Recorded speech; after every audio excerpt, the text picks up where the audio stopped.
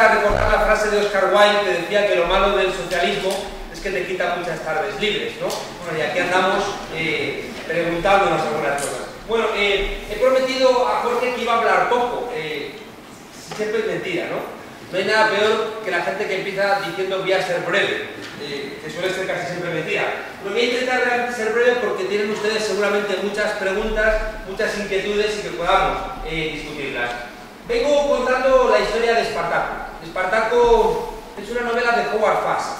Howard Fast era un escritor judío norteamericano, progresista, que cometió el error, entre otros muchos en su vida, de reunir dinero para convertir un edificio en Francia en un hospital para exiliados republicanos. Cuando llegó a la caza de brujas, donde el Partido Republicano estaba desesperado porque no hacía nada más que perder y perder y perder elecciones, decidieron sembrar la sospecha de que los comunistas se habían infiltrado en todos los rincones de la administración norteamericana. Entonces crearon el Comité de Actividades Antiamericanas, a través del cual bueno, pues iba la gente a declarar y exigían dar 10 nombres de personas sospechosas también de estar implicadas en el comunismo o en la izquierda. Bueno, pues allá que llamaron a Howard Fast y le pidieron los nombres, el tipo se negó y lo metieron 2 años en la cárcel, que son muchos. Y en la cárcel el tipo pensó esta novela maravillosa, donde recuerdo que una vez me dijo un mexicano importante que había 2 tipos de personas en el mundo, los que habían leído Espartaco y los que no habían leído Espartaco. Cuando yo a mis alumnos les recomiendo la lectura del libro, siempre me dicen, profesor, ¿vale el libro? ¿Vale la película? Cuando les recomiendo el libro me dicen si vale la película. Siempre ellos el mínimo esfuerzo.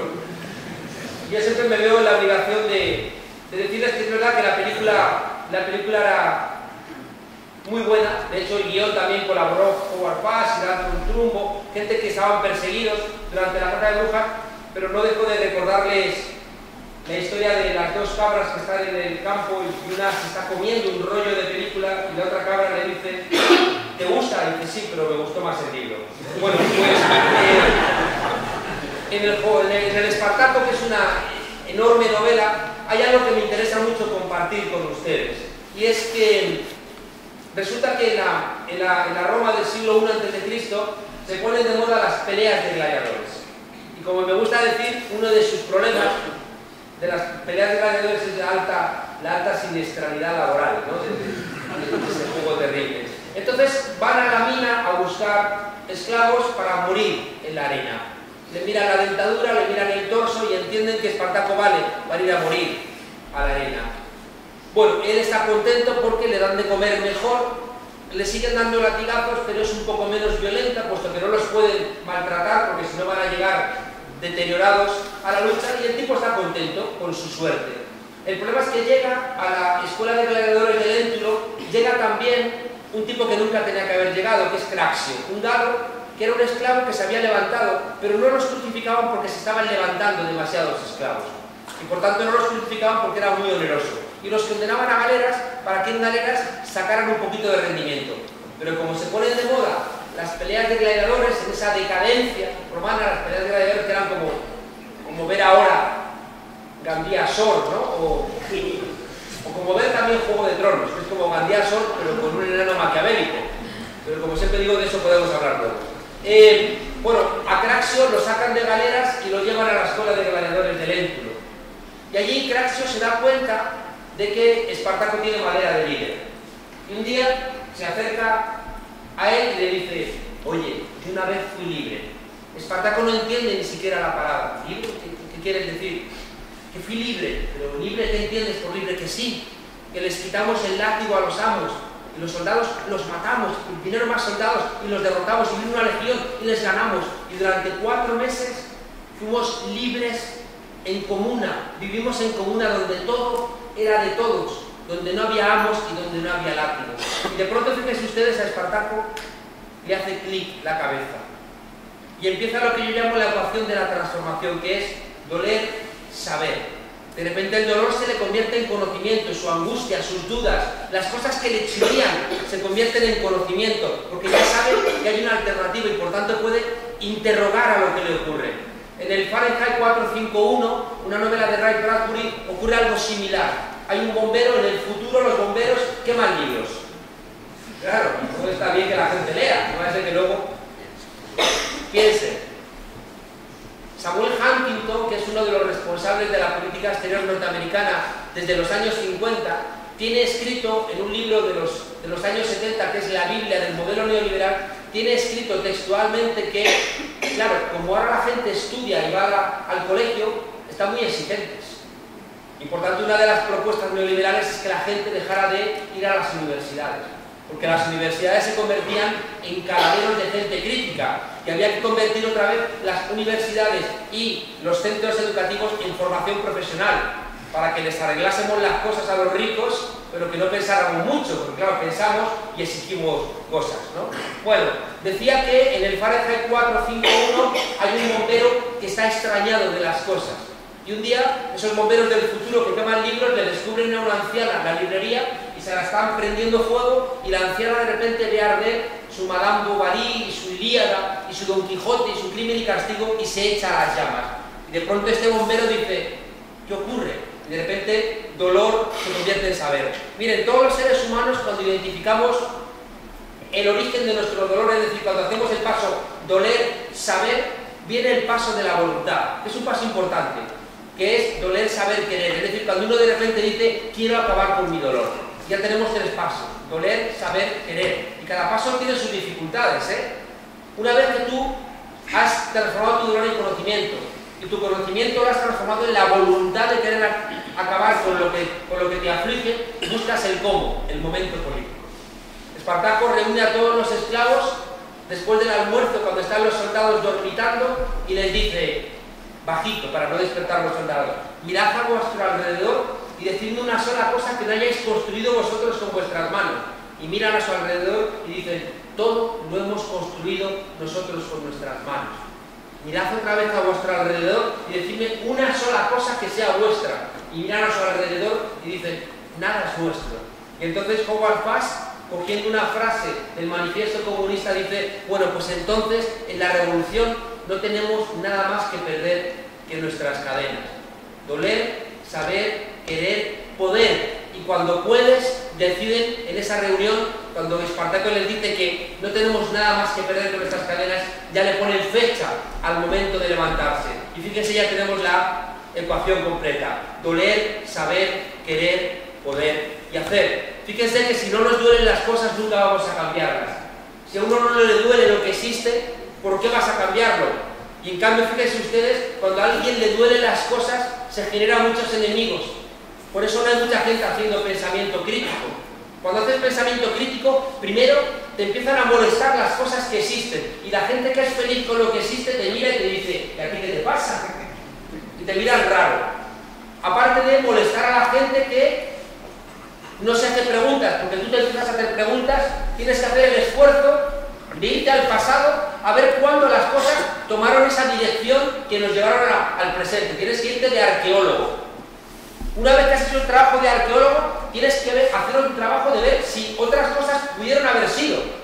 Si el rumbo que tomó la transición española podía haber tomado otro rumbo, otro trabajo extra. Y al final tienes que averiguar si ese camino extra que fue anegado, que fue ocultado, en caso de haber tenido su espacio, hubiera sido mejor o peor. Cuarto trabajo. Fíjese que no es extraño que la gente no quiera hacer pensamiento crítico, porque cuando haces pensamiento a favor de la corriente es como mucho más sencillo, ¿no? Incluso puedes hacer un pensamiento a favor de la corriente y quejarte, ¿no? Yo recuerdo una vez una cena en casa de un diputado, de un amigo, profesor, que ahora es concejal de Izquierda Unida en Guadalajara, en casa de un diputado del Partido Socialista, que éramos jóvenes, y se quejaba, en España no hay pensamiento duro, en España todo es pensamiento blando, en España no hay pensamiento duro, todo es pensamiento blando. Ya mi amigo se cansó y dijo, es verdad, en España no hay pensamiento duro, hay mucho pensamiento blando, pero tu pensamiento es de Gijón, como el turrón. Bueno, a lo que voy, miren, una de las cosas que quiero compartir con ustedes es que estamos en un momento histórico muy peculiar, no en España, sino en todo el mundo. Estamos en un momento histórico que es el que nos ha tocado y que se caracteriza, fíjense ustedes, por una palabra que tenemos que entender, que es la palabra crisis. La palabra crisis viene del griego y hace referencia, viene de la medicina. Y el momento crítico es el momento en donde un cuerpo enfermo o sana o se muere. El momento crítico es el momento donde el parteaguas está marcando su impronta. Antonio Gramsci, secretario general del Partido Comunista, en un momento en donde los secretarios generales de los partidos comunistas de todo el mundo eran también grandes intelectuales porque lo exigía también la necesidad del movimiento, Antonio Gramsci, muy inteligente, dijo que los momentos de crisis son momentos donde lo viejo no termina de marcharse y donde lo nuevo no termina de llegar. Son momentos en donde las viejas instituciones ahí están, pero ya no sirven, pero no se marchan, y las nuevas prometen mucho, pero todavía no han llegado. Y Gramsci, con esa lucidez que tenía, decía que ese es un momento en donde surgen los monstruos. En ese momento donde ya las cosas viejas no valen, pero hay gente que se aferra. Podría ser un fenómeno curioso, ¿no? El monedero ha ido y se ha prendido fuego en el albañil, ¿no? Qué pena que no lo pueda hacer en más sitios. Esto sí que ha sido una buena presentación. Decía Gramsci, fíjense qué lucidez, ¿no? Plantear que en un momento como en los años 30, que se parecía mucho a nuestra etapa actual. Fíjense ustedes que es la crisis del 29, la crisis última a la que referimos para comparar la crisis actual, que comienza con el hundimiento de Lehman Brothers en 2008, que va a surgir el nazismo, que va a surgir el estalinismo, y ahí Gramsci dice, ups, surgen los monstruos en estos momentos de crisis. Ortega y Gasset, ¿no?, que era un tipo también lúcido, en un momento similar decía algo que creo que es muy válido hoy en día. Decía, lo que nos pasa es que no sabemos qué nos pasa. Hay un mundo que se está marchando, un mundo que está viniendo, y nos ha tocado ahí. ¿Y saben qué ocurre? Que no tenemos claves. Otro filósofo español, yo creo que para mí el filósofo español más importante, no es Ortega y tampoco Fernando Savater, que es el Roto. El Roto, en una imagen, resumió algo que para mí me da mucha luz. Un tipo con los ojos como platos dice, soy orientador social, ¿alguien me puede decir dónde estoy? Era como, qué horror, ¿no? Bien, miren, hay una serie de marcadores de certeza que orientaban nuestras vidas y que ya no nos valen. Hay cosas que servían para orientar la vida de apenas hace 30, 40 años y hoy ya no sirven. Esos marcadores de certeza, ya digo, no se han marchado del todo, pero ya no tienen la misma validez. ¿Y saben qué ocurre? Que no los hemos sustituido por nada.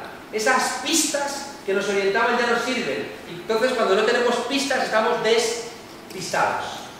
Me parece muy relevante una frase que decía Einstein cuando decía que lo que caracteriza a nuestra época es la perfección de los medios y la confusión de los fines. Como que de repente tenemos un gran desarrollo tecnológico y uno se pregunta, ¿para qué?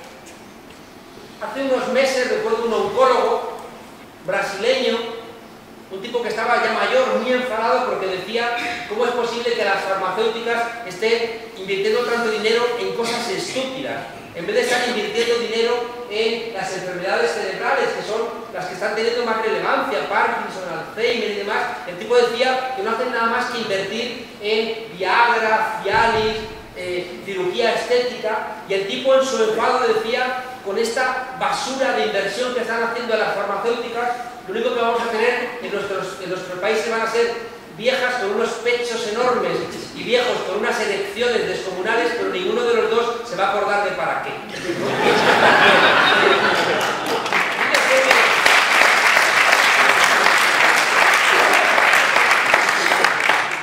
No aplaudan los chistes, que los chistes... Como dice Fichte, aplaudan cuando llegue la revolución.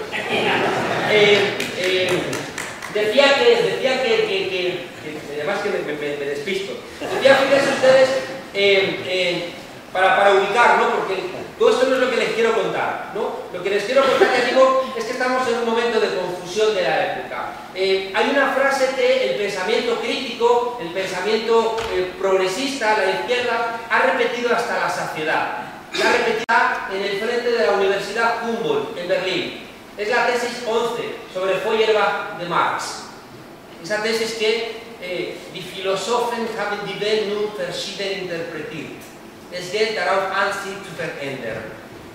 Lo digo siempre en alemán por una razón central, que es hacerme el listo. Y una razón más, ¿no?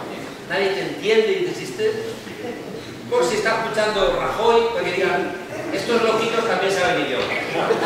Bueno, la tesis la conocen todas ustedes y todos ustedes. Los filósofos solo han interpretado de manera diferente el mundo. De lo que se trata es de transformarlo. Y hemos repetido hasta la saciedad esa tesis de Marx, la tesis 11 sobre Feuerbach. Porque era verdad, los filósofos se dedicaban solamente a enredar las palabras, a darle vueltas, y al final lo que hacía falta era cambiar el mundo. Y se enredaban en discursos ¿para qué? Y ahí Marx tenía razón. Pero fíjense ustedes, lo que yo vengo a plantearles a ustedes es algo diferente. Estoy convencido de que estamos en un momento histórico donde tenemos otra vez que interpretar el mundo. Con las armas melladas del pensamiento anterior no entendemos la realidad. Y les pongo solamente un ejemplo. Miren, estoy convencido, no yo, estamos convencidos muchos de que estamos en un momento histórico diferente al de cualquier otro momento de la historia. ¿Saben por qué? Porque el desarrollo tecnológico, por primera vez en la historia, ya no genera empleo, sino que lo destruye. Es verdad que en casi cualquier otro momento de la historia ha habido apocalípticos que han dicho que cualquier invento destruía trabajo y no hacían caso de que realmente también lo creaba. Ustedes conocen los luditas en el siglo XIX que decían, que los telares me quitan trabajo, entonces vamos a romper los telares. La rueda quitó trabajo, sí, pero generó empleo. Y el vapor generó empleo igual que destruyó. Y los telares y el motor de explosión, anda que los coches quitaron trabajo mucho, pero miren ustedes el empleo también que después ha generado, las utopías, etcétera, etcétera, etcétera, ¿no? Pero miren, estamos en un momento histórico donde eso ya no es verdad. Donde ya las máquinas producen máquinas, robots crean robots. Donde nos cobramos en el supermercado, nos echamos gasolina, sacamos el dinero del cajero, y donde ya los procesos están automatizados y por tanto no hay espacio para poder trabajar. ¿Saben qué ocurre? Que si no hacemos este análisis, somos rehenes de los que están diciendo que hay que alargar la jornada laboral o que tenemos que trabajar hasta los 70 años. Mientras que si somos conscientes de que estamos en un momento histórico donde el trabajo ya no genera empleo, sino que lo destruye, la conclusión es que tenemos que repartir el trabajo que hay. Y tenemos también que entender que si hay poquito trabajo y vamos a trabajar poco, igual el salario ya no va a servir para ser ciudadanos. Como durante todo el siglo XX éramos ciudadanas y ciudadanas porque ganábamos un salario. Y ese salario era el que nos permitía ser ciudadanos. Cuidado, que si el salario ahora no nos va a permitir ser ciudadanos, necesitamos ser ciudadanos de otra manera. Que ya parece entonces la discusión de una renta básica. El otro día tuve una discusión en Madrid. Me invitaron, a mí me invitan a sitios raros, me invitan eso sí solamente una vez. Lo cual es, ni siquiera porque me incinere, como aquí, pero que alguien recuerde, esto no hemos hecho de casi prenderme fuego como momento de performance. Bueno, miren, en serio, era el Festival EINE, yo había sacado el libro este del curso urgente de política para gente decente, y me sentaron con un señor muy importante, un señor que se llama César Molinas. César Molinas tiene un libro importante sobre España y es de esos gurús que no sé qué cenan, pero ven el futuro por la noche, ¿no? Cenan así como pesadito y ven así como imágenes del futuro y no les pagan mucho dinero por contarlas. Bueno, pues tengo un debate y estoy contando yo este argumento y me dice, no, ¿cómo sois los de izquierdas o cómo sois los progresistas? Porque siempre decís lo mismo. Siempre que hay un invento decís que, y no es verdad. Siempre se genera empleo y ahora también se va a generar más empleo. Yo le digo, ilumíneme, porque yo en mi ignorancia creo que no. Y todo lo que tengo leído es lo contrario. Y ya el desarrollo tecnológico está generando desempleo. Me dice, no, te voy a poner un ejemplo. Dice, acabo de venir de Massachusetts y allí he estado con una persona que acaba de diseñar un prototipo de coche que funciona y lo han probado en el desierto de Nebraska y lo han probado y tiene una autonomía de 70.000 kilómetros sin conductor, sin accidentes. Y le digo, pues a mí que me suena que ese argumento me da la razón. Y me dice, no, te equivocas, porque también genera empleo. Y digo, genera empleo, ¿eh? Me dice, sí, ¿no lo ves? El tipo que inventó el prototipo es que tiene empleo, ¿no? Y dije, muy bien, pues nada, pues siga usted con sus 13, ¿no? Fíjense ustedes las dificultades de asumir lo que es absolutamente evidente, y es que cada vez inventamos más aspectos que no hacen falta gente empleable. Y tienen como conclusión, fíjense ustedes, que ahora mismo hay 2/3 de la humanidad, 2/3, que no hacen falta ni como productores ni como consumidores, que son seres desechables. Son de esos que les ponemos cuchillas en la verja y saltan, porque ya les da igual todo, porque ya están muertos, ¿no? Y fíjense que, ¿por qué esta persona, que es un señor inteligente, César Molina, no asume las conclusiones correctas? Porque si asume las conclusiones correctas, tiene que concluir que hay que repartir el trabajo, tiene que concluir con que hay que rebajar la jornada laboral, tiene que concluir con que tenemos que rebajar la edad de jubilación, tiene que concluir con que necesitamos una renta básica, y si dices esas cosas, ya no te van a invitar ni a Massachusetts, ni te van a contar experimentos del desierto de Nebraska. Bueno, miren, el mundo está cambiando profundamente. Piensen en 5 elementos que han cambiado profundamente la base de nuestras sociedades. El mundo del trabajo. Antes el trabajo duraba para toda la vida, hoy un trabajo no dura ni 2 años. Está hablando la Unión Europea de flexi-seguridad.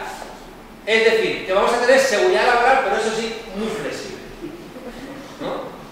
Fíjense ustedes que hay una película que me gusta mencionar, que es Full Monty, donde parados de larga duración de la Inglaterra de Margaret Thatcher deciden hacer un striptease masculino. Y la metáfora es muy buena, porque cuando tú no tienes trabajo estás desnudo. Te falta, ¿por qué? Porque tu ciudadanía la obtenías por tu trabajo. No se te reconocía ningún espacio social que no fuera el de trabajador, y si no tienes ese trabajo, desaparece, ¿no? Fíjense ustedes que el mundo del trabajo se está disolviendo, y por tanto el trabajo, que fíjense ustedes, era lo que nos daba nuestro lugar en el mundo.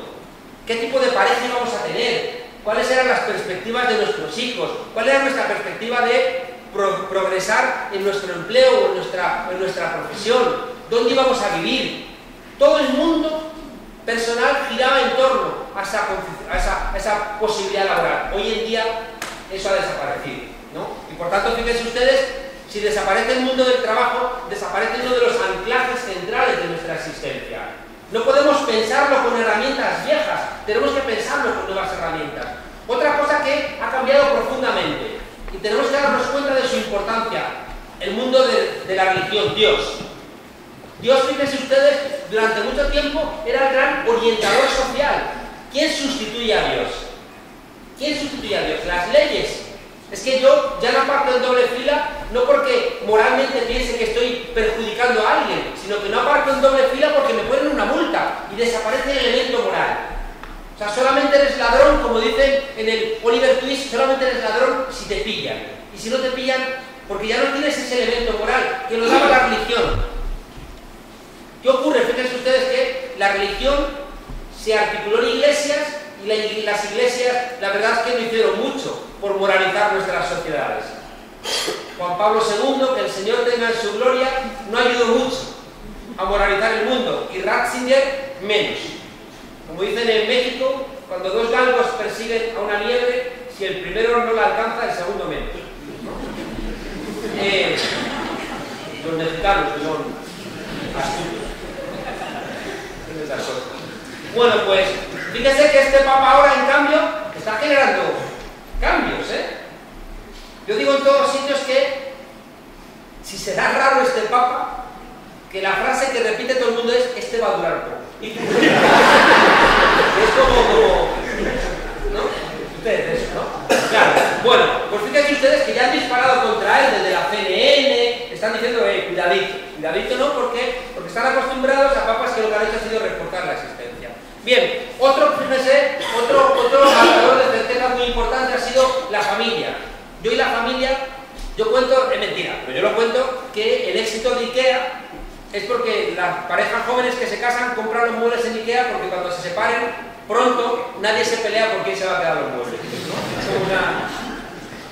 Luego estoy desarrollando otra teoría que no la tengo muy cerrada, pero que creo que es buena, y es que según la estantería Bjork va combándose, tú vas a tener información sobre tu relación de pareja, ¿no? Según aquello va, cuando la banda de arriba casi coincide con los libros de la banda de abajo, aquello ya está mal. Bueno, más allá de la broma, fíjense ustedes, la familia ya no es para toda la vida.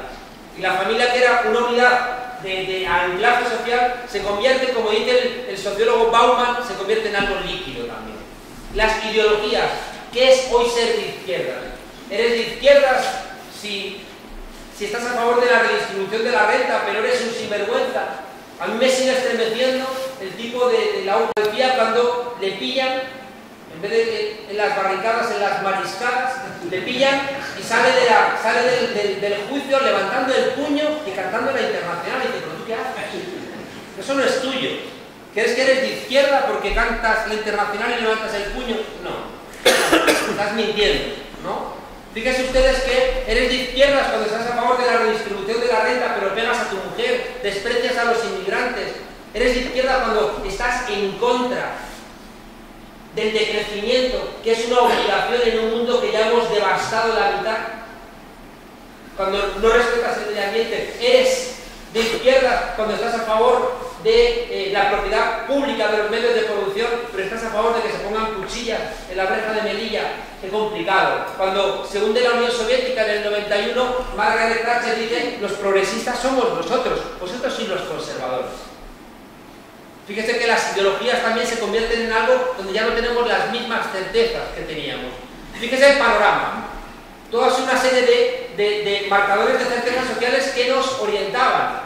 A mí me gusta mucho una frase de Woody Allen que dice, Dios ha muerto, Marx ha muerto, la historia ha muerto y yo mismo me encuentro francamente mal. Idea importante. Fíjense ustedes que desaparecen todos estos elementos que detrás tenían instituciones. La escuela, el partido, la iglesia. Todos esos se derrumban. ¿Y qué es lo único que queda en pie? El Corte Inglés. Y no es una broma. Pierpaolo Pasolini, pensador italiano, aparte de cineasta, muy relevante, a mediados de los años 70 hace una reflexión estremecedora. Él dice y escribe en sus diarios, los jóvenes del Partido Comunista ya no son comunistas. Han sido devorados por el consumismo. Él se da cuenta de que un joven comunista de los años 70 ya está más preocupado por elementos de consumo que por la transformación social. Y ya se da cuenta él de esto. Fíjense ustedes que el modelo de vida ahora mismo, en esa pérdida de marcadores de certeza, nos lo están sustituyendo por dos cosas. Una es consumismo. Y el consumismo es la ideología del consumo. Estás triste, compra. Estás aburrido, compra. No sabes qué hacer con tu vida, compra. ¿Quieres hacer tu proyecto de vida? Compra. No puedes, endeúdate. Y al final uno se enreda, ¿no?, en un mundo donde las referencias son solamente consumistas. Y el otro elemento es un elemento que me di cuenta viajando por el mundo. Y me encontré con que en Nueva York, en Quito, en Caracas, en Madrid, en Teruel, por cierto, se me ha olvidado decir al comienzo, como dice Trillo, estoy muy contento de estar aquí en Calanda.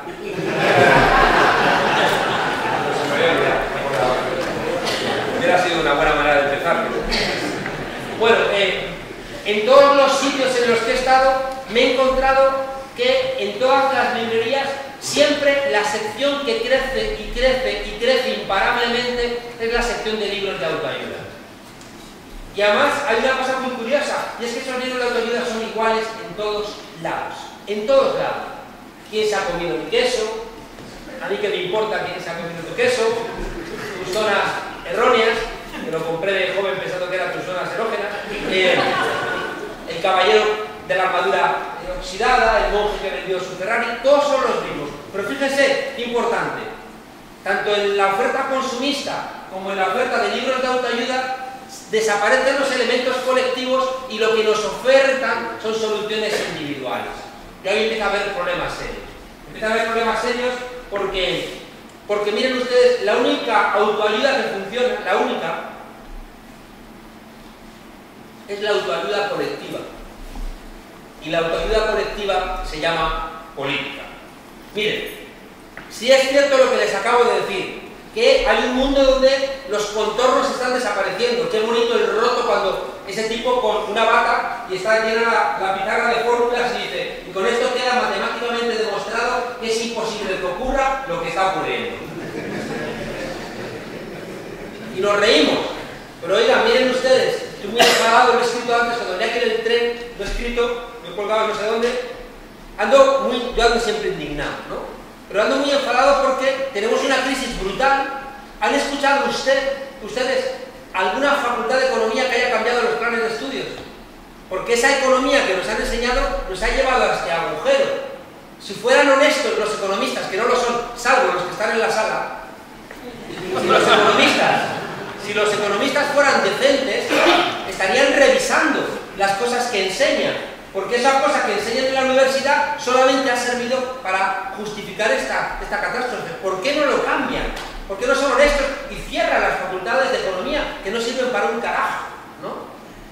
Bueno, les decía, por tanto, fíjense ustedes que todo el mundo está confuso, se están perdiendo las referencias que nos orientaban. Lo viejo no termina de marcharse, porque no se termina de marchar, ni las ideologías, ni Dios, ni... Es muy buena la frase del mayo del 68, esa en un retrete que alguien escribió, Dios ha muerto, Nietzsche, y alguien escribió debajo, Nietzsche ha muerto, Dios. Fíjense ustedes que las cosas ya no tienen la misma fuerza, pero no se terminan de marchar. Los partidos no valen, pero siguen ahí. La iglesia no vale, pero sigue ahí. El mundo del trabajo ya no está, pero sigue ahí. Es decir, fíjense, ¿y saben qué es lo gracioso o lo terrible? Que permanecen en sus elementos más brutales. No en sus elementos emancipadores. Permanece el trabajo, pero ya no nos da dignidad de ciudadanos, permanece el trabajo solamente como una esclavitud. Dios ya no es un Dios que dé esperanza, sino que es un Dios que nos recrimina, nos castiga, y que tiene más éxito cuando más regañones, como los evangelistas en América Latina. Las ideologías ya no son ideologías que nos prometan el futuro, sino que son ideologías que nos obligan a adscribirnos sin movernos en partidos políticos que tienen que funcionar casi como cárceles del pensamiento. Y fíjense entonces lo que les estoy diciendo. Hay un mundo de gran confusión y cada vez estamos más individualizados. ¿Y saben cuál es el resultado de todo esto? Que siendo más o menos conscientes estamos llenos de miedo. Llenos de miedo. Porque la perplejidad nos produce miedo. Somos como niños, fíjense ustedes. Y esto es una de las ideas centrales que he intentado trasladar al libro y de lo que estoy contando, porque forma parte del análisis que estamos haciendo. ¿Saben cuál es el problema? Que hemos delegado demasiadas cosas. Los niños, los infantes infonis. El infante es el que no fona, el infante es el que no tiene voz. Y siempre que hay alguien que no tiene voz, al lado tiene que haber un adulto, que es el que habla por ti. Las mujeres en España, hasta los años 70, no podían abrir ni una cuenta en el banco. Se la tenía que abrir su marido y su padre, ¿no? Cuidado, parece que venimos del futuro. No, venimos del franquismo. Entonces, fíjense ustedes que los niños que son infantes, que están infantilizados, fíjense los alimentos de los niños. Los niños solamente comen comidas fáciles, comidas sencillas. Les gustan solamente los espaguetis con tomate, el ketchup y la Coca-Cola. En cambio, para aprender a comer, tienes que educar las papilas gustativas con los amargos, los ácidos. Es decir, para poder después componer, ¿no?, las sinfonías de los sabores. En cambio, un niño no sale de esa simplicidad. Un niño te pide que le cuentes el cuento siempre de la misma manera. Y de repente no le cuentas el cuento de la misma manera y dice, no es así. Tu niño, cabrón. ¿Por qué el niño necesita que le cuentes el cuento de la misma manera? Porque necesita certezas. Pero nosotros no somos niños. Y fíjese, la sensación que tenemos es que nos hemos infantilizado. Y cuando te has infantilizado es que has delegado demasiadas cosas. Has delegado la política en los políticos. Has delegado la economía en los economistas. Has delegado la trascendencia, la espiritualidad, el sentido de la vida en los curas. Las series de televisión, que ya son otra vez un fraude, ya no se acaban nunca. Ya no es que alguien quiera compartir contigo una idea, como decíamos, el Espartaco, Fahrenheit 451 o el Quijote, sino que la serie parece que termina en la primera temporada, que consta de 85 capítulos, y otra vez empieza de nuevo. Y no se termina nada. Ya es que entonces no nos quieren contar nada. Lo que nos quieren es tener entretenidos. O el fútbol. Toda la semana es un partido de la galaxia, ¿no? Ya no hay nebulosa suficiente como para llamar al partido de la semana, porque ya es el partido del siglo. Claro, ya el siglo todas las semanas nos da el partido de la galaxia, el partido del mundo mundial, ¿no? Eso sí, que estemos fútbol todos los días, que estemos entretenidos, ¿no? Fíjense que las películas de zombies solamente se lo menciono. Hay dos rasgos de las películas de zombies que me producen pavor. Primero es que los zombies son animales llenos de deseo. Los zombies buscan un objetivo y no acaban con ese objetivo. No son como un lobo u otros animales que los pueden huir. Los zombies son puro objetivo. Los zombies son como nosotros. Los zombies parecen que están vivos, pero están muertos. Carecen de vida. Y los zombies, fíjense ustedes, tienen un rasgo muy español. Y es que lo que tienen que llevar por dentro lo llevan por fuera. Los zombies son esa frase que odio de mi país, cuando la gente dice, ese es un monstruo. Ese es un monstruo. Pues los zombies son eso. Unos monstruos que parece que nos gustan ese comportamiento. Lo que vengo contando, fíjense ustedes, es algo muy terrible. Y es que nosotros somos ya zombies. Que todos nosotros somos zombies. Que nosotros hemos interiorizado el comportamiento de los zombies. Y aquí llamamos los zombies al neoliberalismo. Aquí les pido un minuto de reflexión. Yo les digo a mis alumnos, que den fe, les digo a mis alumnos que tenemos que conocer las palabras. Y le preguntaron a Unamuno, ¿cree usted que existe Dios? Y contestó, dígame usted que entiende por creer, por existir y por Dios, y entonces le contesto. Hablamos del neoliberalismo. ¿Qué es el neoliberalismo? Y nos cansamos de decir que tenemos que luchar contra el neoliberalismo. Vete a un mercado a contar qué es el neoliberalismo. Si no lo sabemos explicar, no sabemos de qué estamos hablando. Miren, el modelo neoliberal es un modelo de sociedad guiado por la exigencia de que todos seamos empresarios de nosotros mismos. Que todos nos guiemos por el principio empresarial aplicado a nuestra propia existencia. Es decir, que seamos individualistas y que seamos competitivos. ¿Y saben por qué les digo que ya todos somos neoliberales, que ya todos somos zombies? Porque nos llevan 40 años de ventaja. Porque hace 40 años el pensamiento crítico se dio cuenta que había una crisis con el modelo keynesiano. Cuando la crisis del petróleo del 73, la izquierda hizo el análisis correcto y dijo, esto no funciona. ¿Y saben qué pasó? Que hicimos el diagnóstico, pero no planteamos la terapia. ¿Y saben qué hizo la derecha? La derecha dijo, te compro el diagnóstico de la crisis, pero te voy a decir yo lo que hay que hacer. Y vino la izquierda y dijo en los años 70 que había una crisis de legitimidad, que los gobiernos no eran legítimos. ¿Por qué? Porque se estaba acabando el Estado social y aquello que conseguimos después de la Segunda Guerra Mundial, venciendo una derecha que se había hecho nazi y la derrotamos en la Segunda Guerra Mundial, y de eso va a mamar España la muerte del franquismo. Resulta que, fíjense ustedes, lo hemos perdido.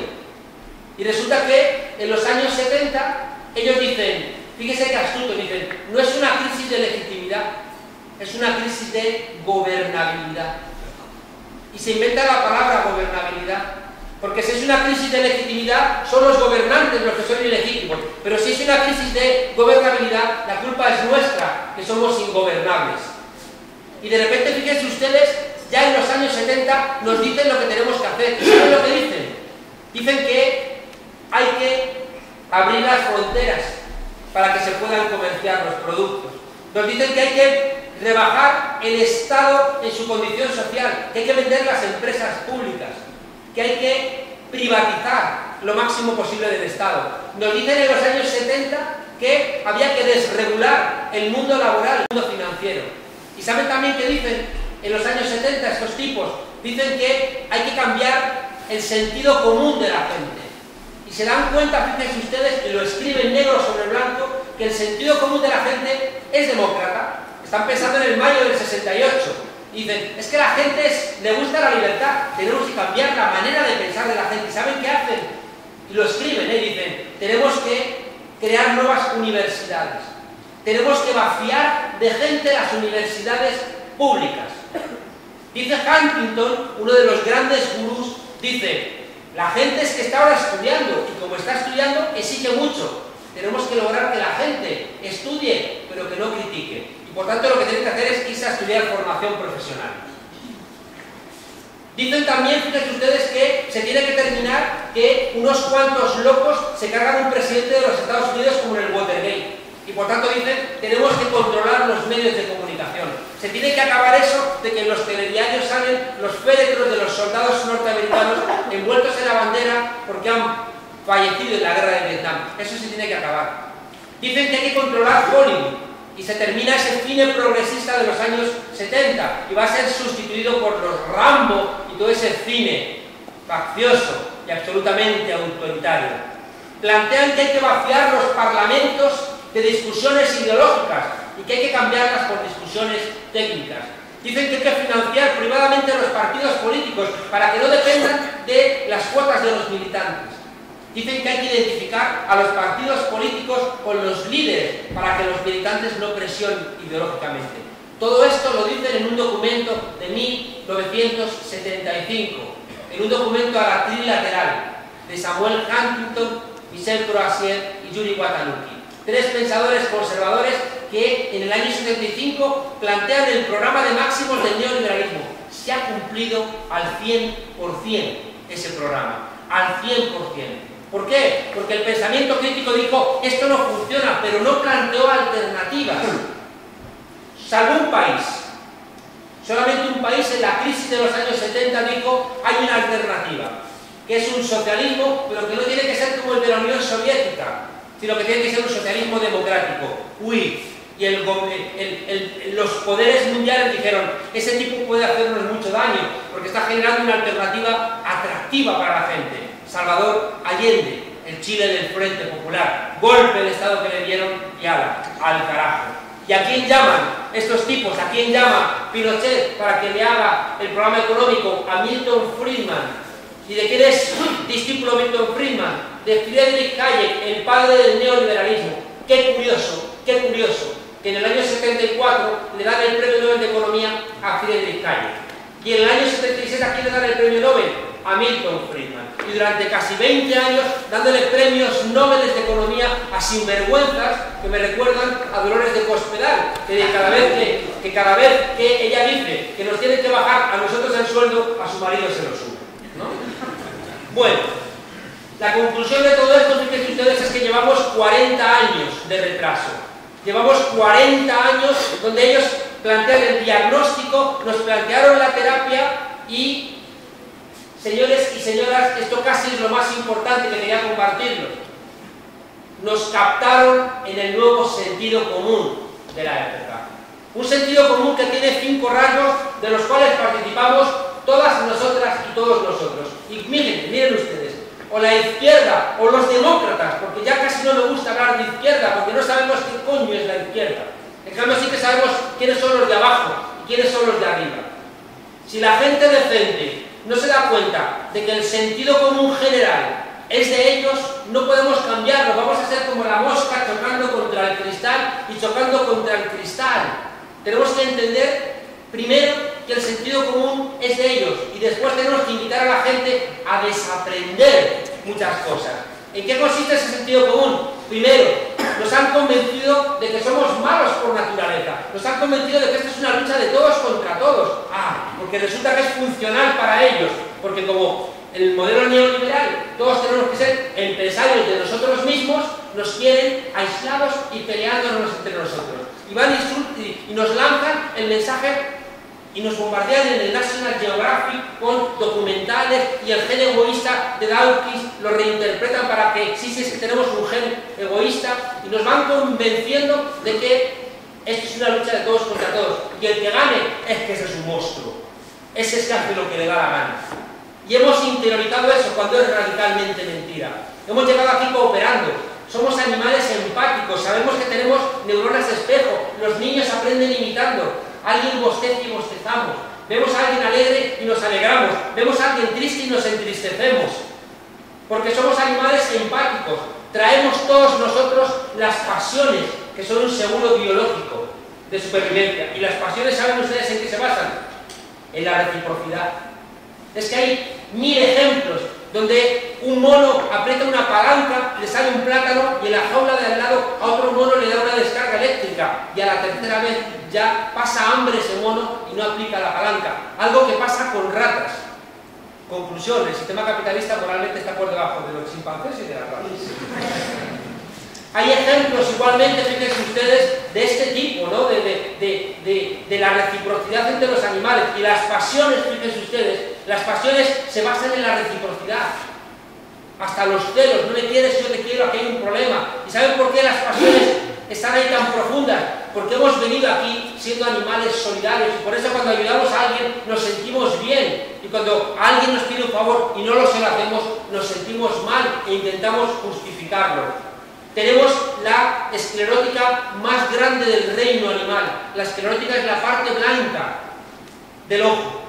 ¿Y saben por qué tenemos tanta? A diferencia de los chimpancés, que prácticamente tienen el ojo oscuro, porque nos basta una mirada para comunicarnos. Hay 1000 experimentos con niños que la mirada es el elemento de tranquilidad y de conexión. Los chimpancés en cambio parecen como de muy de pueblo. Cuando quieren señalar, lo hacen con toda la cabeza. Nosotros basta que hagamos un cruce de miradas. Ya digo, somos animales empáticos. En cambio nos han querido convencer de que esto es una lucha de todos contra todos. El Senado norteamericano son todos millonarios, pero ¿cómo es posible? ¿Cómo puede ser que millonarios representen a un país de pobres, pero se han vuelto locos o qué? Pero de repente fíjense ustedes que siembran en la sociedad la idea de que si eres millonario es porque te lo has ganado, no porque se lo hayas robado a alguien. Otra cosa de sentido común que hemos interiorizado es que lo público no funciona y que solamente funciona lo privado. Y hay imbéciles, con perdón, imbéciles in baculum, sin sostén, hay imbéciles que se creen ese mensaje y votan a partidos políticos que llevan en su programa privatizar la sanidad y privatizar la educación y privatizar todo. Y entonces, ¿qué vamos a hacer lo mejor? Sinvergüenzas, canallas, mentirosos. Ustedes saben que los medium convocan a los espíritus. Y los espíritus cuando vienen son seres ectoplásmicos, ¿no? Bueno, en Madrid tenemos una alcaldesa ectoplásmica. Esta señora que no la ha votado nadie, porque aquí mucho que decimos democracia, decimos, en Venezuela no hay democracia, aquí no hay democracia. Es que nos olvidamos que en Grecia fue Goldman Sachs que puso al presidente Papademos. Es que nos hemos olvidado en nuestro país, en nuestra Unión Europea, que pusieron a Monti y no hubo elecciones. Es que nos hemos olvidado que en nuestro país, nuestro presidente de gobierno dice que sé que incumple el programa electoral, pero es que se lo mandan los mercados. En cambio le dices, oye, ¿y por qué pones en marcha la ley, el anteproyecto de ley del aborto con la respuesta social tan grande que hay? Y dice, no, es que tengo que cumplir el programa. Mentiroso, sinvergüenza. Nosotros cuestionamos la democracia de otros sitios, pero ¿qué demonios de democracia tenemos aquí? Bueno, pues esta señora nadie la ha votado por una alcaldesa de Madrid. Y le preguntan por la huelga de limpieza. La muy sinvergüenza. Estuvieron alargando la huelga de limpieza. ¿Saben ustedes para qué? Para que las madrileñas y los madrileños nos cansáramos de los trabajadores de la limpieza y les echáramos la culpa. Pero les salió el tiro por la culata, porque cada vez hay más consciencia. Y estábamos convencidos de que teníamos que tener una sociedad sucia porque estábamos con los trabajadores. Y que esta señora mentirosa había prometido que Madrid iba a ser la capital olímpica del mundo. Y lo que estaba haciendo es lo que hace siempre la derecha cuando gobierna, convertir a Madrid en la capital olímpica de la mierda. Bueno, pues a esta señora le preguntan, oiga, ¿qué demonios pasa? Y esta señora sin vergüenza dice, muy relax. Muy relax. Esta señora va y dice, como todo el mundo sabe, los servicios de la limpieza en Madrid están externalizados y nosotros no tenemos nada que decir. Esto es un problema entre los sindicatos y los trabajadores. Ni siquiera dice entre los empresarios, dice entre los sindicatos y los trabajadores. Muy relax y sinvergüenza. Fíjense ustedes que esta señora, en ese argumentario, privatiza los servicios públicos para sus amiguetes, luego sus amiguetes, para forrarse, desemplean a gente o les quieren bajar el salario y ellos dicen, esto no tiene nada que ver con nosotros. Esta señora ectoplásmica, el otro día cuando la gente de Gamonal nos enseña el camino no es solamente la lucha, que lo es, pero el camino de Gamonal es no creer al poder político, no creerles, porque el alcalde les dijo, ya os he hecho caso, bien, sí, tomamos nota, regresamos, y dijeron, no regresamos, no salimos de la calle, porque ya hemos aprendido la lección, y porque no salieron de la calle, ganaron. Y va esta señora y dice, Gamonal Es que yo estoy en contra de los atentados que ha habido una moral. Otra vez con ETA. Es que no saben vivir. Y cualquier tipo de protesta, ya digo, para ellos es ETA. Bueno, para ir terminando, de verdad. Miren, tenemos que identificar que todos nosotros nos hemos hecho neoliberales sin darnos cuenta. ¿Y saben cómo? A través de tres mecanismos. Primero, a través de la mercantilización del mundo. Nunca en la historia de nuestro país, de España, nunca en la historia de Europa ha habido tantas cosas convertidas en mercancías. Todo es una mercancía. Estudiar es una mercancía. Una vivienda es una mercancía. El ocio es una mercancía. El deporte es una mercancía. El otro día una alcaldesa de Madrid va y dice la tipa, sin ningún tipo de pudor, vean que son como los zombies, son obscenos, dice la tipa. Es que se tiene que terminar eso de que la gente haga deporte gratis. Así lo dice, dices, pero sin vergüenza. Primero, la Constitución dice que los poderes públicos tienen que fomentar el deporte entre los españoles y las españolas. Y segundo, imbécil, no es gratis, lo pagamos con nuestros impuestos. ¿Cómo que es gratis? Fíjense el lenguaje, cómo el lenguaje nos va robando la posibilidad de entendernos. Es que es gratis, que no es gratis, que estoy pagándolo con mis impuestos. Y van estos tipos y juegan con el lenguaje para decir, que se tiene que terminar eso de que haya canchas gratis. ¿Qué pasa? Entonces, para que los chavales jueguen, tienen que pagar por la cancha o por correr, o como va a pasar como en Italia, que tú pones en la playa pones una toalla sobre la arena y tienes que pagar, ¿no? Y encima, fíjense ustedes, utilizando un lenguaje para engañarnos. El mundo se ha mercantilizado. Y eso es un problema. Nunca en la historia de la humanidad ha habido tantas mercancías. Déjenme leerles una cosa corriendo. Se llama Granel. Dice, el hipermercado cerró los ultramarinos y mató las conversaciones de barrio. El autoservicio dejó las compras sin balanzas y sin palabras. Prohibido bromear con la cajera que se forma cola. Hay cajas rápidas para los que llevan pocos productos y ya hay cajas en las que te cobras tú mismo. Las lechugas vienen en bolsa y deshojadas. Las manzanas maduran en bandejas de plástico rígido. Este es un mundo empaquetado, enlatado, etiquetado, clasificado, embotellado, precintado, embolsado, plastificado, deshuesado, pelado, precocinado y loncheado.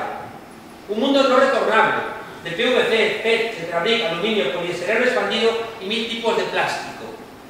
Una vida ecológicamente insostenible, marcada como nuestros productos con fecha de caducidad. El progreso es aséptico, escrupuloso, exacto y desapasionado. Yo prefiero vivir a granel, comprar al corte, que vuelvan las bodegas y el vermú de barril, los mercados y los mercadillos, conocer a quien llegó los tomates, rellenar sifones, devolver los cascos, comprar lento, charlar y perder el tiempo. No quiero una vida envasada al vacío. Aspiro a ser parte de un mundo imperfecto e inexacto. Yo quiero amar a granel. No quiero dosificar los besos. Quiero derrochar los abrazos, reír a puñados, hacer manojos de caricias y gastarlos sin recato. No dar las gracias ni pedir perdón con cuentagotas, no poner etiquetas, gastar la amistad a raudales, soñar sin rigor y sin medida, comerme la vida a bocados y atragantarme de ella. Guillermo Villoro.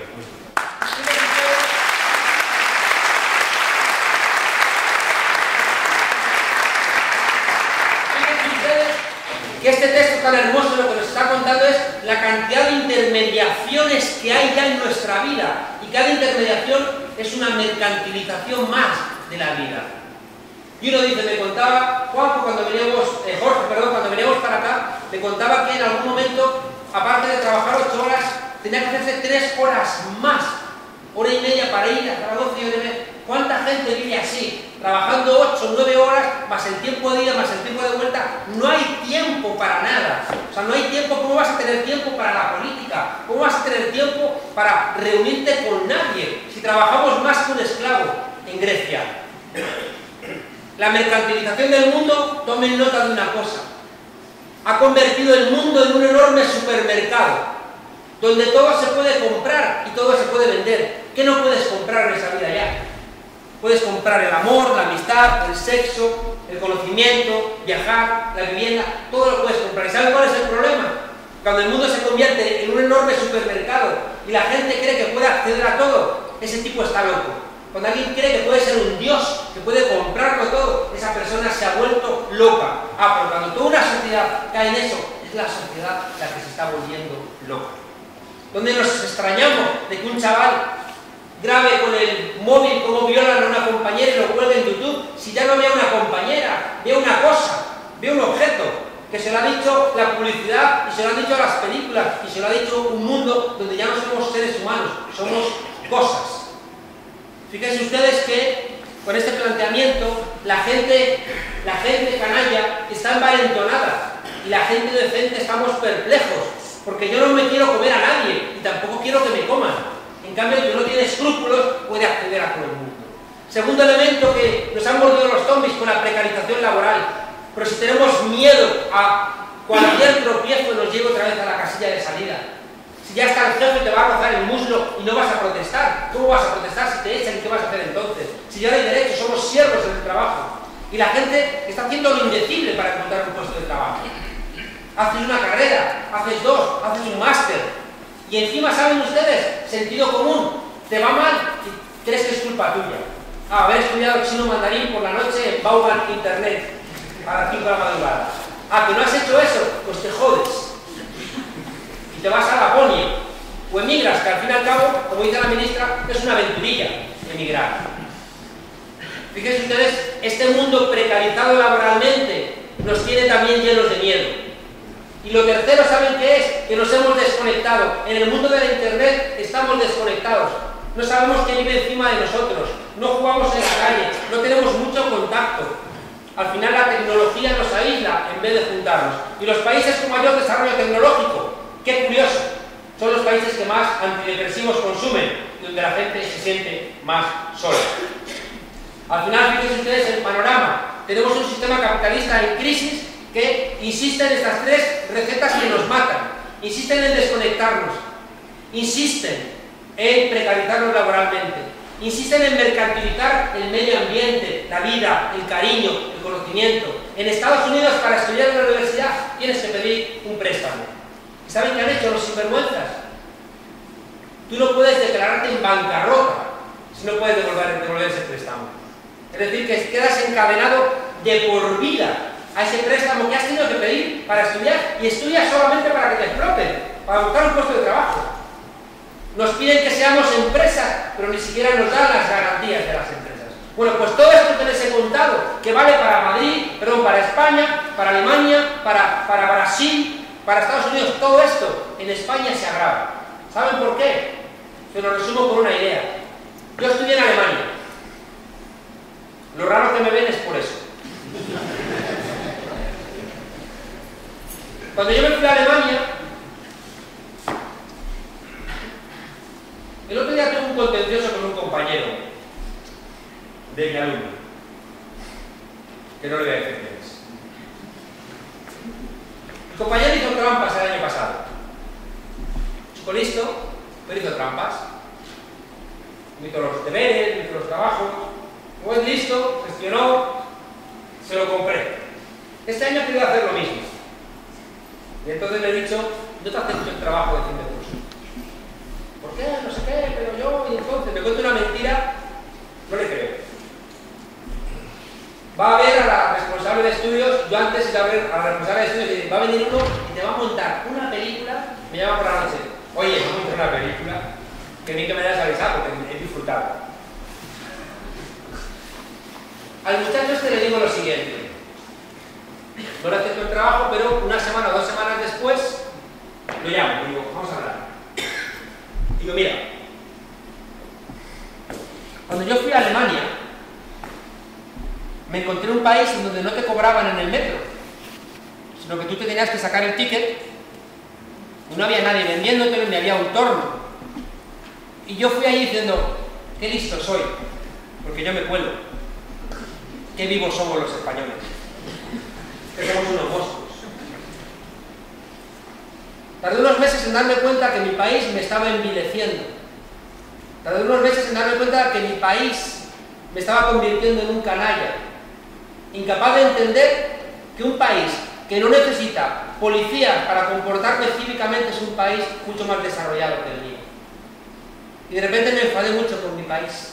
Me enfadé profundamente con España y dije, esto es lo que nos está enseñando, a ser pícaros, a ser unos vivos, a engañarnos entre nosotros, a generar nuestra pequeña parcela de supervivencia, en vez de encontrar que las parcelas colectivas son las que nos pueden sacar de este envilecimiento. Y me enfadé profundamente, le dije al estudiante: yo no voy a colaborar en que tú te conviertas en un idiota, como me convirtieron a mí. Por tanto, no te compro tus mentiras, porque si te las comprara, me ahorro problemas contigo. Me ahorro este tiempo de discusión, me ahorro que vayas a hablar mal de mí, me ahorro que me estés poniendo a caldo entre los compañeros diciendo que soy un canalla y un maldito. Qué bueno es que te apruebe, pero sería cómplice de toda esta mierda, y no quiero ser cómplice. Piénsalo y volvemos a hablar, ¿no? Fíjense ustedes, cuando yo llegué a Alemania, yo llegué con el mensaje de un sinvergüenza, Manuel Fraga Iribarne. Un sinvergüenza. ¿Saben por qué? Porque ese señor firmó sentencias de muerte bajo una dictadura. Porque ese señor fue el responsable de cambiar los diarios de Enrique Ruano, un chaval como mis estudiantes, que lo tiraron por un jodido quinto piso y lo mataron, y este señor sinvergüenza, Manuel Fraga Iribarne, fundador del Partido Popular, cambió los diarios para presentar su asesinato como un suicidio. Y el ABC, sin necesidad de muchas presiones, publicó los diarios como que el chaval se había suicidado. Y encima Fraga llamó a los padres de esta familia y les dijo: cuidado, portaos bien, que tenéis todavía una hija. Fraga, que rapó el pelo a las mujeres de los mineros porque estaban en huelga. Fraga, que dijo que la calle era suya mientras que estaban cayendo 5 trabajadores en Vitoria. Fraga, un tipo que nunca se arrepintió del golpe del 18 de julio del 36 y que en cualquier país de Europa no podría haber hecho política. Ese señor escribió nuestra Constitución, y a mí me llena de vergüenza que Manuel Fraga Iribarne sea padre de esa Constitución, y ese ya es un elemento que me basta para querer cambiar esta Constitución, porque yo no quiero una Constitución que lleve el sello de un franquista. Primer elemento para mí serio y radical de por qué quiero ir a un proceso constituyente. Bien, Fraga dijo que Spain es diferente, para que a los paradores como este tan hermoso que tienen aquí viniesen los extranjeros. En Alemania me pasó una cosa terrible. De repente yo tuve un ataque de hispanidad y yo necesitaba escuchar a Carlos Cano, y me fui a un centro de música muy grande a comprarme mi disquito, a ver qué había. Y yo voy al centro comercial de muchos pisos y digo: por favor, la música española. Y me dicen: sí, segunda planta, departamento de música étnica.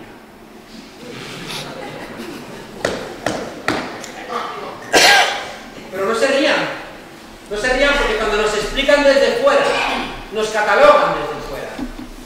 Como decía un proverbio nigeriano, en tanto en cuanto los cazadores no tengan sus propios historiadores, en tanto en cuanto los leones no tengan sus propios historiadores, la historia de las cacerías la seguirán escribiendo los cazadores. Y resulta que tenemos que pedir ayuda afuera para que nos expliquemos todavía hoy, en 2014, a Paul Preston, para que nos ayuden a reconstruir esa historia maldita que han escrito los franquistas, donde Azaña es un sinvergüenza y Franco un prohombre de la historia de nuestro país. Y tenemos que pedir ayuda a los hispanistas, y los hispanistas nos explican. Y Paul Preston, ese señor que nos parece de lo más digno, escribe una biografía del rey donde dice que el rey Juan Carlos es el rey del pueblo. Pues será de tu pueblo, porque del mío, ¿no? Spain es diferente, decía Fraga, y nos vendía ahí afuera como que somos exóticos. Yo decía: yo no quiero ser diferente por esto. No es cierto. Yo tenía mucho contacto con abuelos republicanos y decía: es que esto no es, España no es diferente, aquí falla algo. Y luego mi facultad de Ciencias Políticas vino a decir a todo este país que España era igual que el resto de Europa, y que éramos igual, que teníamos la misma densidad de asociaciones, los mismos partidos políticos, los mismos constituciones, que éramos idénticos. Y decía: no es verdad, no somos idénticos. Y al final entendí una cosa, que España era diferente, y tardé mucho en entenderlo, porque yo veía a Berlusconi y decía: coño, Berlusconi es que es panota, y ese está en Italia. ¿Y saben qué entendí al final? Que nosotros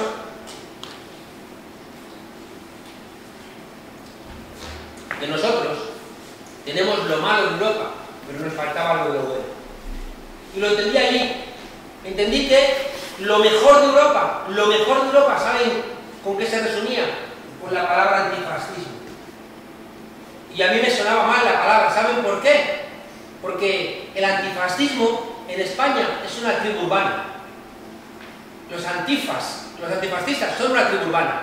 Y tú vas a Europa y no hay día nacional donde no esté la gente de la resistencia. donde no inviten a gente de España que ayudó a pelear contra los nazis o contra las ocupaciones. Y te encuentras en casi cualquier pueblo de Europa placas saludando a las brigadas internacionales. Y aquí hacemos un homenaje en la Complutense y al día siguiente está mancillada. Y aquí el 15M resulta que los chavales ponen una bandera republicana y dicen quítala porque nos divide. Y era verdad, nos dividía. Y era verdad que nos dividía, porque había gente que decía, es que eso es política, quítala. Qué curioso, los mismos chavales que estaban diciendo con Stefan Hessel indignados. ¿Y quién era Stefan Hessel? Un tipo de la resistencia francesa, del Consejo Nacional de la Resistencia. Y esos chavales que dicen, quita la bandera republicana porque nos dividen, no sabían que el primer blindado que entra en París a liberarnos en el año 44 es el blindado Guadalajara, lleno de republicanos españoles. Pero ¿quién coño nos robó ese mes de abril? Me contaba un abuelito que en octubre del 34 les obligaron a cargar bombas en un avión y ellos dijeron, dos chavalitos dijeron, no las cargamos, y un sargento les dijo, cargadlas que os fusilan, cargadlas y las echamos en el monte, no se las tiramos a la gente. Y lo hicieron, les pillaron y los encerraron en el penal de Jaca y al sargento en otro penal. El sargento era un primo de Franco. El 17 de julio del 36 al primo de Franco lo fusilan.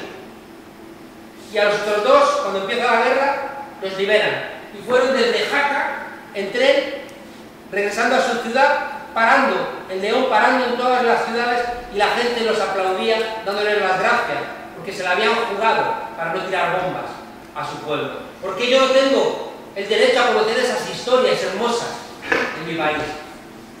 El antifascismo está en la Constitución francesa del 46, en la italiana del 48, en la Grundgesetz, en la ley fundamental de Bonn del 49.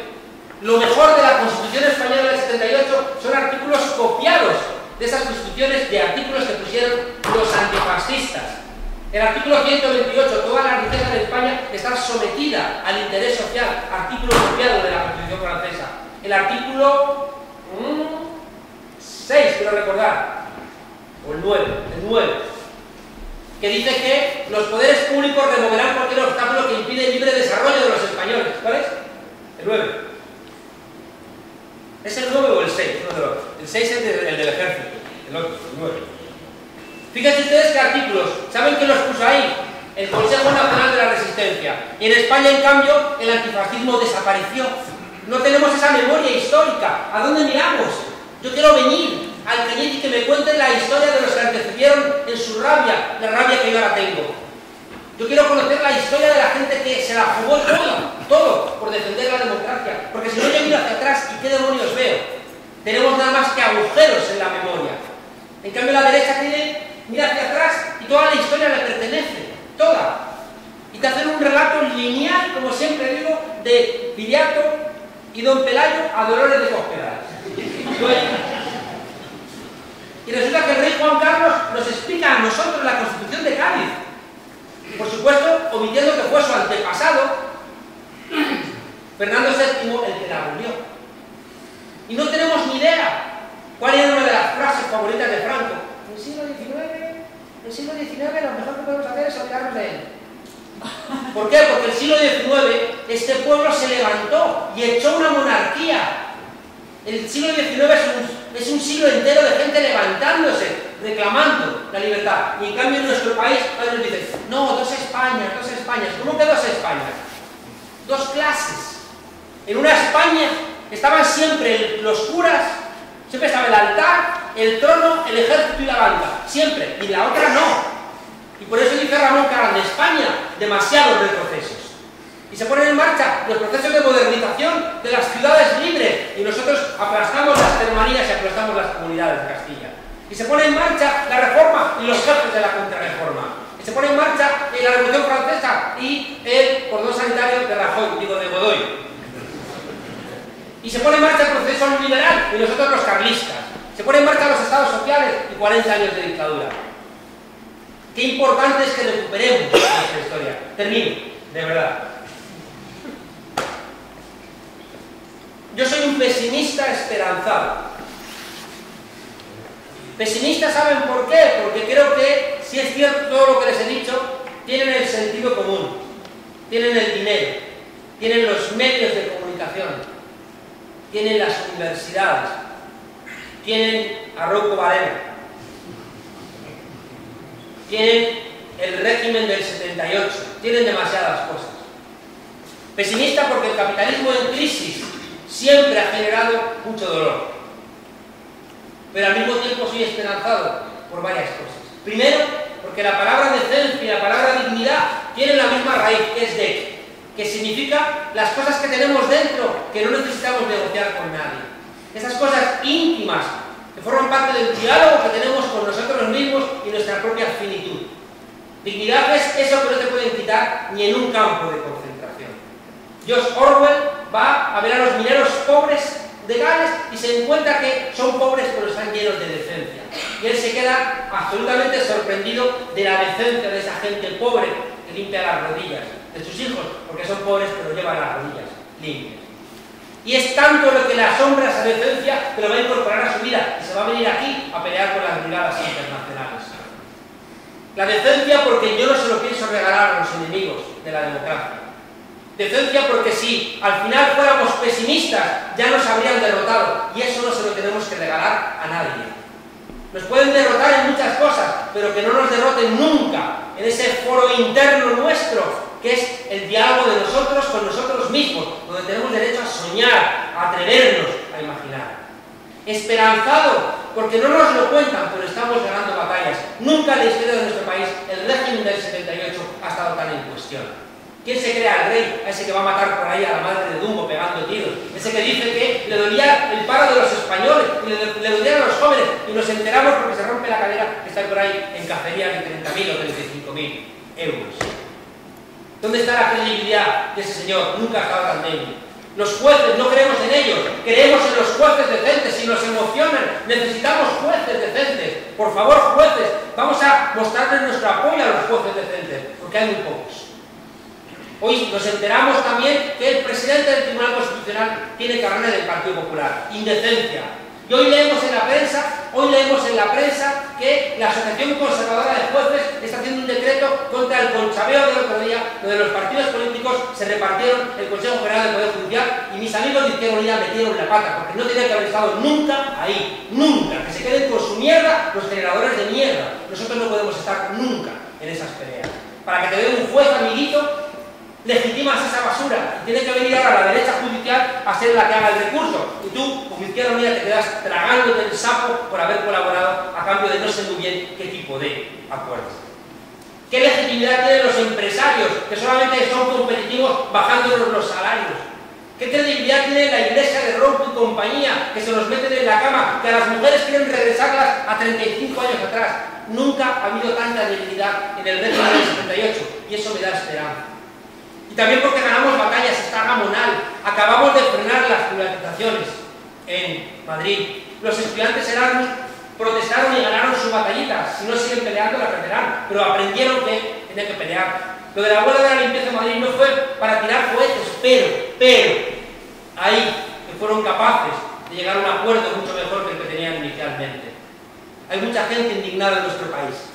Hay mucha gente protestando, pero que no terminamos de saber dónde demonios colocar todo ese hervidero para que se concentre en una caldera y se ponga en marcha la turbina. Por eso soy pesimista esperanzado, también porque me lo enseñó Gramsci. Frente al pesimismo de la inteligencia, el optimismo de la voluntad. Tenemos que atrevernos, ¿no? a con la voluntad ser capaces de cambiar los derroteros. Nos han insistido hasta la saciedad de que no había alternativa y nos lo hemos creído y es mentira. ¿Tenemos alternativa a todo? No, pero no nos dejemos engañar. No podemos tener una alternativa cerrada a un mundo fragmentado donde, como les decía antes, ya está todo roto. Pero ¿cómo voy a tener un retrato certero, cerrado de la realidad, si la realidad está fragmentada? Ahora bien, puedo no saber lo que quiero. Puedo no saber cuál es la alternativa a 400 años de capitalismo y 200 años de democracia representativa, pero sé perfectamente lo que no quiero. Y cada vez que uno de ustedes sepa lo que no quiere y no lo quieran para ustedes ni para nadie, es una teserita en la pared. Y la teserita vamos poniendo una a una y nos va a dar el dibujo. Pero necesitamos también mucha firmeza para decir que no a todas estas mentiras que el poder nos está contando. Por tanto, fíjense ustedes, pesimistas, esperanzados.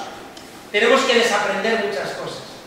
Tenemos que salir de esas delegaciones. Tenemos que pedir de regreso todo lo que hemos delegado.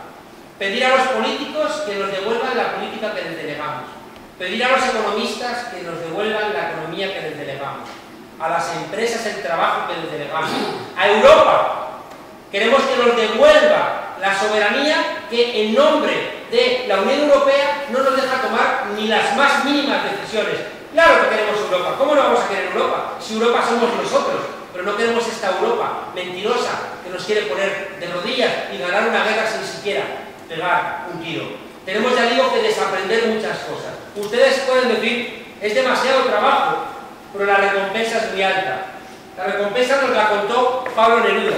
Dijo Pablo Neruda, algún día, en cualquier parte, en cualquier lugar, indefectiblemente te encontrarás a ti mismo. Y esa, solo esa, puede ser la más feliz o la más amarga de tus horas. La gente que tiene claro el sentido de su vida, la gente que pelea, cuando llegue la hora definitiva, mirará hacia atrás y dirá, he hecho lo que me correspondía y por tanto estoy feliz y tiene sentido, porque he intentado dejar este mundo un poquito mejor que como estaba. Tenemos que desaprender muchas cosas y por eso siempre termino citando a Antoine de Saint-Exupéry. Si quieres construir un barco, no empieces reclutando tripulación, cortando tablas, clavando clavos, trenzando velas. Si quieres construir un barco, empieza creando en la gente anhelo de mar, que es lo que estamos intentando y ojalá yo les haya trasladado un poquito de anhelo de mar esta noche. Muchas gracias.